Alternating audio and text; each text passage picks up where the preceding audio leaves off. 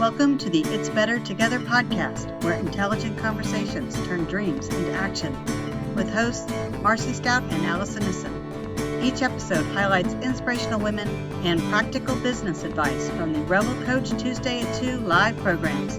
From building a website to securing more clients, we cover topics that are interesting to you.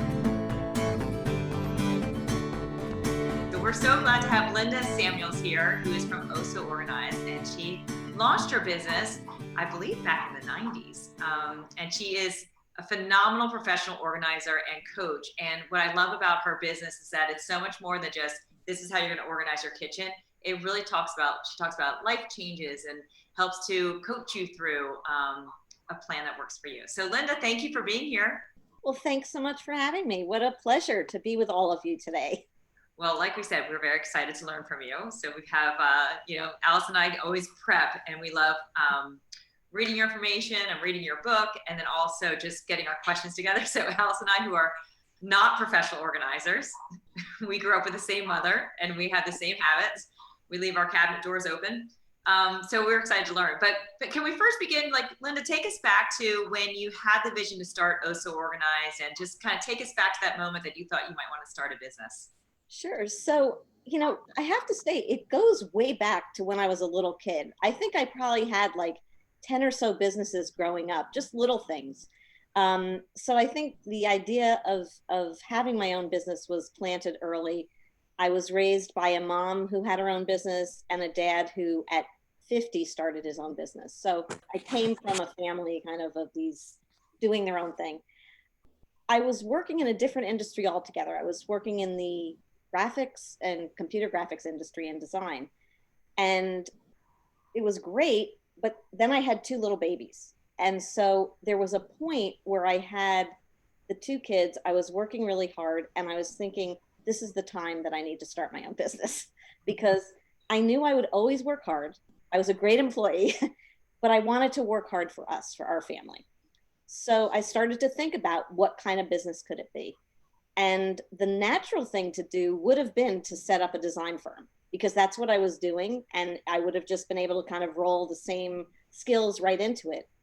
But there were a couple issues: time intensive, deadline oriented, capital intensive, and where the technology was going to have to be constantly changed. So I was like, this is not going to be conducive to raising a family and having that kind of business. So I kept thinking, and at some point it hit me that organizing piece was something that people always noticed about me, and they noticed it in every job and when I was in school and even in my family. And other young parents were always asking me, how was I able to manage all the things that were going on? And that's when it hit me. It was the ability to organize certain things that helped me to do all this. And I realized that while it was a skill that I was born with, people say, oh, they're born organized or they've learned it. I realized it was a teachable skill. And that was the seed idea for the business. I can help others learn how to do this. So, Linda, that's such an inspirational story that you thought of your family. I want to do this for my family, and because you didn't want to work for somebody else, which is very insightful. A lot of people have the difficulty taking that leap and being able to trust their own instincts. What did you do to begin to set up your business? Well, first I had the brainstorming, which started in my head, made it to paper, and then the first discussion with my husband. and we, I was very quickly got excited about what this could be. Then I took those ideas and brought them to both my brother, who I trusted, and my father. And what actually, it's so funny. I mean, I had actually worked out a plan of how this could work and financially how it would work and all this. And after I presented it to my father, he said 3 words, which are the words that always ring in my ear. And it's what kind of keeps me moving forward. And those words were, go for it. And that's who he was. He was always the encourager. And, he just felt like, you have a strong sense of what you want to do, and unless you try it, how are you going to know if it's going to work or not? So I love it. Well, as I'm reading your book, one thing that I really admire is your respect towards the word change and how that word change is actually pretty critical as it relates to working with your clients. Can you talk to us a little bit more about your, I guess kind of your admiration for the word change? Interesting. Well, it's interesting that you picked up on it, because one of the things that I always listen for when I'm speaking with a potential client is, are they using change language? So change takes a while to happen, and one of the things I know is that in order to let's say you're feeling disorganized, things aren't working the way you want, and you want to make a difference, the idea of doing it and then what's actually involved to make that happen are two very different things. So when I'm listening to someone that has a desire to make a difference, I'm listening to see, are they talking about making a change, or are they not quite ready for that yet? And so I realize that when I'm working with clients, there is a change that's going to happen for them to feel successful in what they're going for. And for me, there's nothing more exciting than helping people manifest that change. Well, especially for you, because I feel like you see the results, like you see the order, you see the peace of mind, you see everything from the customer. So it must be very rewarding business. It's so rewarding, and it's quite different for me now, because instead of being in person in people's homes, I'm now working only virtually. But you still see the change, and it's not just the physical change that you might see, but it's an attitude change, it's the confidence change. There's so many kinds of transitions that happen when you're working with someone, and I love that. I love seeing people being able to manifest what it is that they're really struggling with, to get over that part. Linda, is stuff the biggest problem that people have with organization, or is it something else? Or is it puppies? Or is it It's puppies? the puppies. No, puppies are the good part. Come on. It's interesting. In our industry, we often hear organizers say it's not about the stuff. Like, that's a very common thing to say. And I think what we mean about it is that when you're dealing with disorganization, it could manifest itself in physical ways. So, for instance, a room could be cluttered with papers and books and toys and clothes, or closets. But there also could be mind clutter, or calendar clutter, or all kinds of other ways that disorganization shows up. So while stuff can be involved, it's kind of a larger view of what that stuff is. So, and when you're working with a client, so say she's expressing things like, I want change. And I would assume a lot of times it starts with stuff, like from just the average consumer saying, I want organization, I want to declutter. You're starting there, they're saying the language of change, but to actually make that change happen, she has resistance to habits or seeing things in different ways. Like, how do you kind of break through barriers that might prevent her to have like good habits to stay organized? So one of the things that you do is you try to help, very often clients feel overwhelmed because what they want to change seems really large. It could be they want to organize their entire house, or years of papers, or just this, in their mind it's very big, and it might be. So one of the keys to change is to helping them break down the stages of it to really small parts, so that the steps that they're making aren't overwhelming. And when you start to change one small thing at a time, that builds a certain amount of confidence, and it builds habits, and then you build from that. And so sometimes there's a slight disconnect between the speed with which things are happening. And, so there's a lot of patience involved, both on my part and their part, because I can see it, I can see what they want and I can see how they can get there, but they're actually the ones that have to do it. So That's so interesting. I was listening to a podcast today by or with BJ Fogg, who's the author of Tiny Habits. And he talked about keeping the bar as low as possible, because when you can go over the bar over and over and over again, you feel success. yes. And I imagine that that's what you do, is you take the little bit of change and you build on that success with a little bit more of change. Yeah, I was just having this conversation with a client this week, and she she was saying to me that she she wanted to clarify with me that you know, she was only willing to do so much, and and that and that she was okay with that, and that, you know, that she wasn't trying for it to be perfect or for everything to be the way that maybe I thought it should be. And I said to her, it's not about, you know, anything about how I would want it to be. It's only about how you want it. And I think that's the idea, is that sometimes I think people get in their heads that it has to be perfect. It has to be a certain way.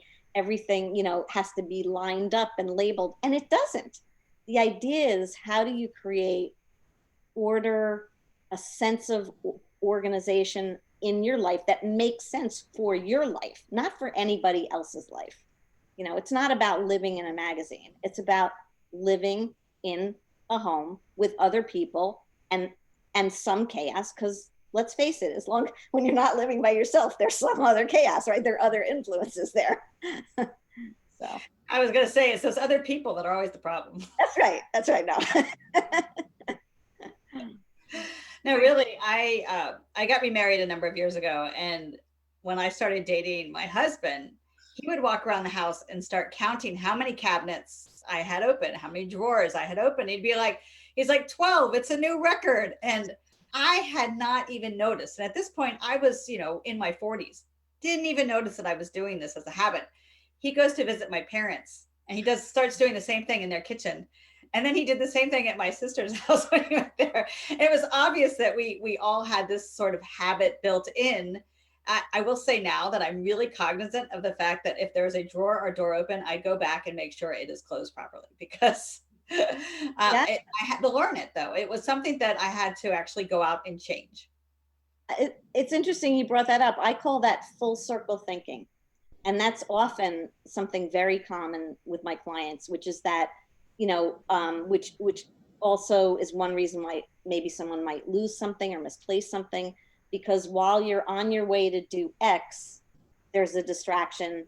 And so, you know, you don't complete the cycle. It's kind of like laundry, right? Laundry, we always have laundry. So the clothes get dirty. Maybe they make it into the hamper, maybe they don't, but eventually they make it into the washing machine. Then they go into the dryer, then they get folded and put away. Hopefully that's the full cycle. But we know that that full cycle doesn't always happen. And it could be with laundry, it could be with our keys, it could be just with a thought that we're having.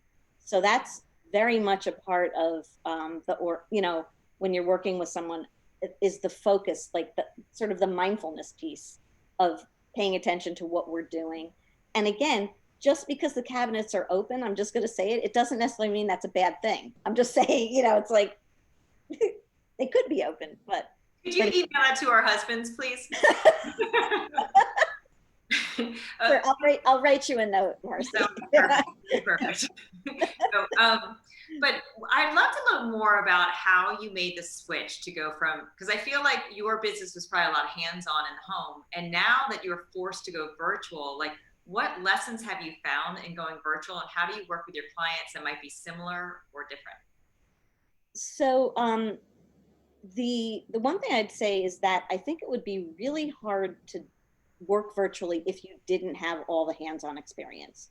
So I've been doing this for almost 3 decades, and the fact that I've been in people's homes and in their offices and spaces is so helpful, because you need to know what you need to look at when you're working. So when I'm working with a client, just how you're seeing me now, this is what they're seeing, but I'm seeing their room, their office, their kitchens or closets or whatever.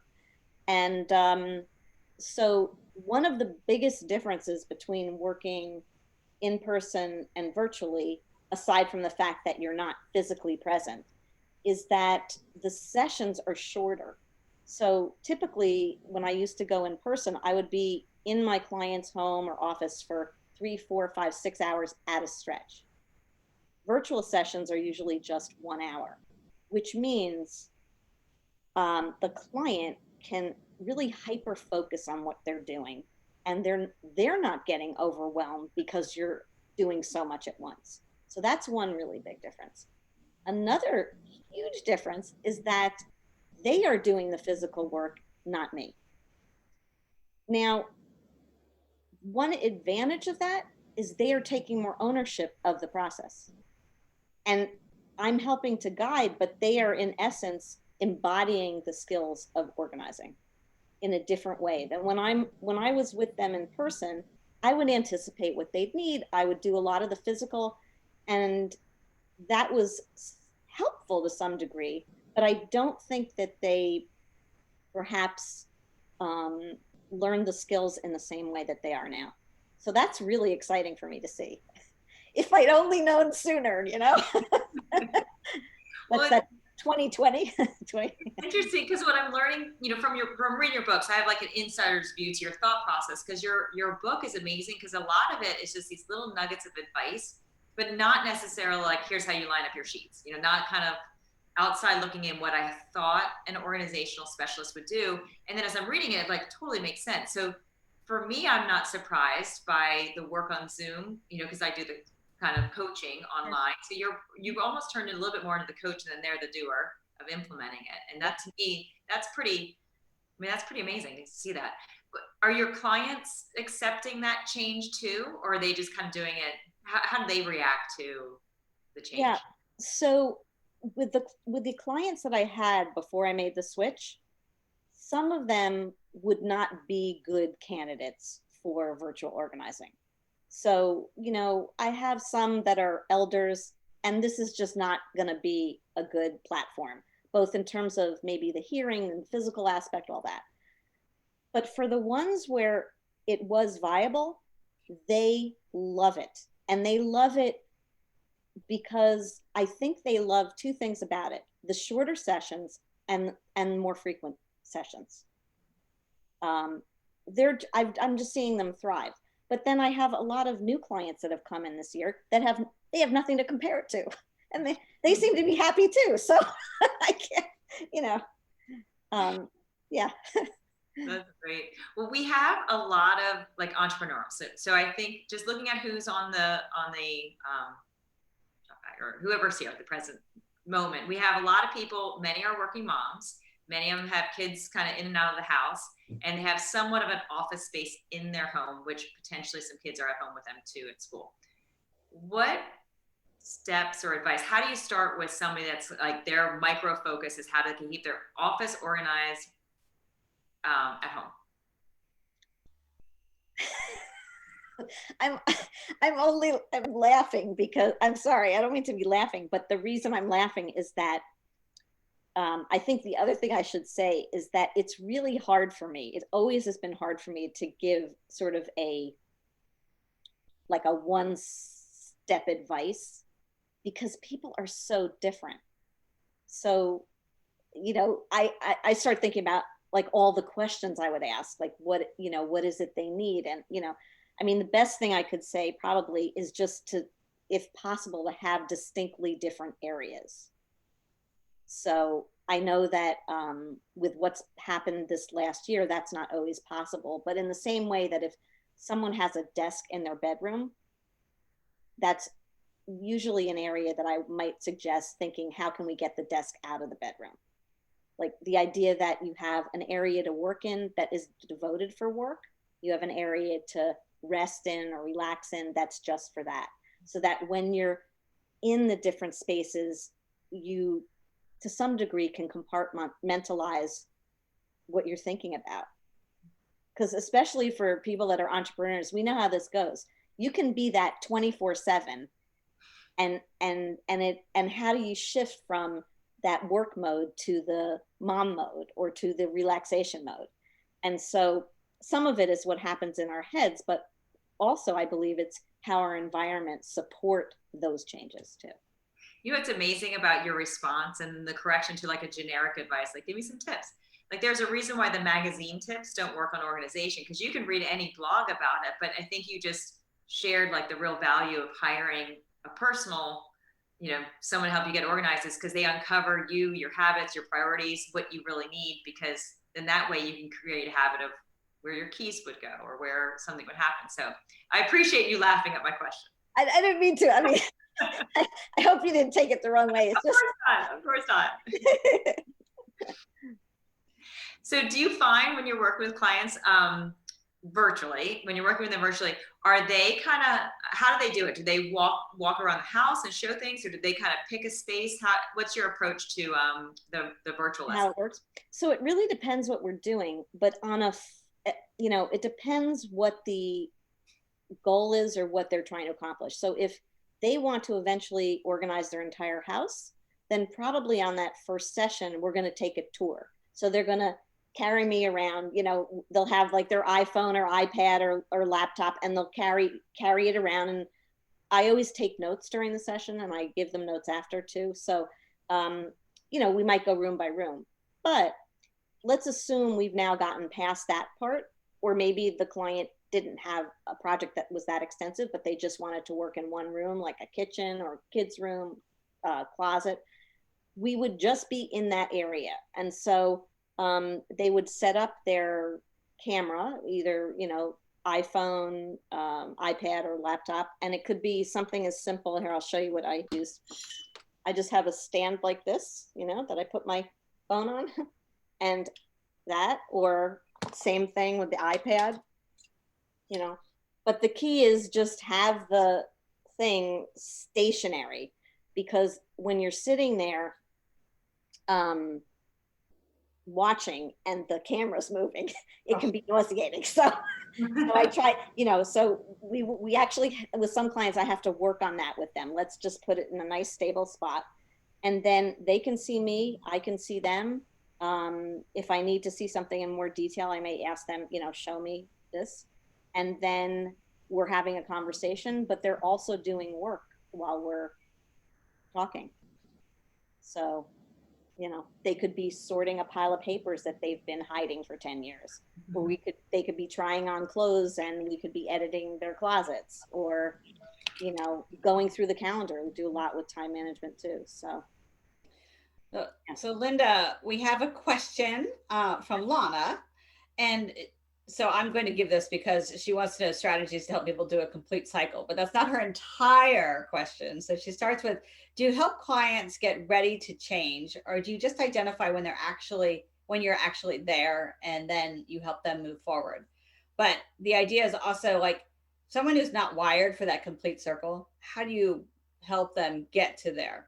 Yeah, that's a great question. So, do you remember earlier we were talking about the idea of change talk? As long as when I do the initial conversation with them, I'm hearing that change talk, I know right away they may not be ready to actually do what's needed. And so, but as long as they are ready to start, whatever start means, then I am there with them, and I will help them till they are ready to actually do what probably is needed to get from where they are to where they want to be.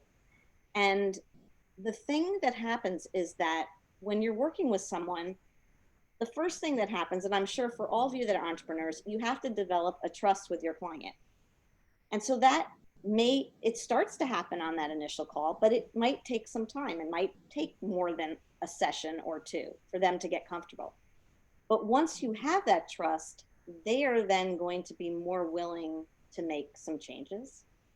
But also they may be scared about what those changes are. And so, I work with them and support them through some of the fear that they may have, so that they build confidence in what they're doing.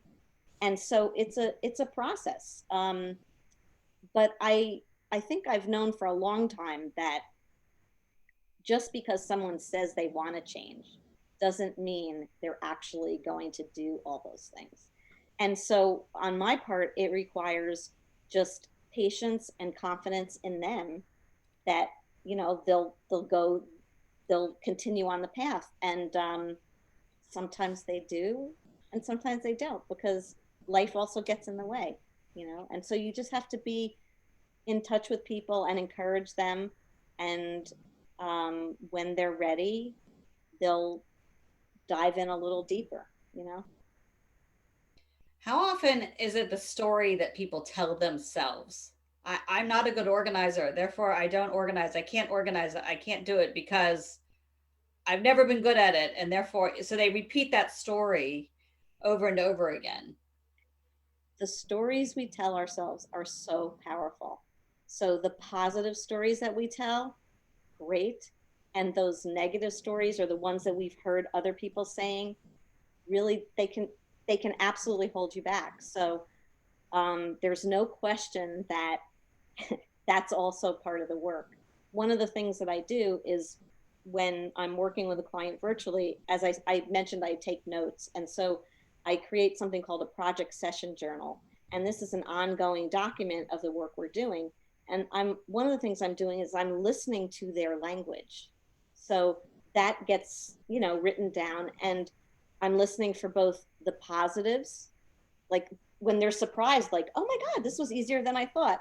Or I'm listening for those other ones, the hurtful ones that are like, you know, I'm just not good at this. I've never been good at this, you know, all these things. And so um, I'll listen, but I'll also bring it up to them, so that, you know, to help them recognize that while they might have had difficulty in the past, they're doing it now.